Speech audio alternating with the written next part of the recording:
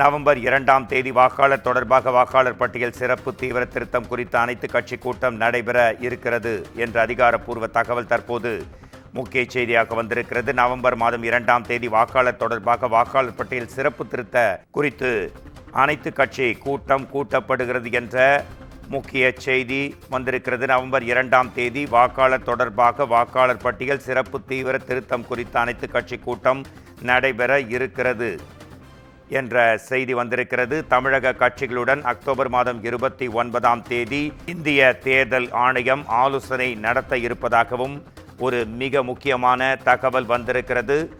தமிழக கட்சிகளுடன் அக்டோபர் மாதம் 29ஆம் தேதி எலெக்ஷன் கமிஷன் ஆஃப் இந்தியா, அதாவது தலைமை தேர்தல் ஆணையம் தற்போது ஆலோசனை நடத்தப்படுகிறது. அக்டோபர் 29ஆம் தேதி தமிழக கட்சிகள் அனைத்தும் இதில் பங்கேற்கும் என்றும் பெரிதும் எதிர்பார்க்கப்படுகிறது.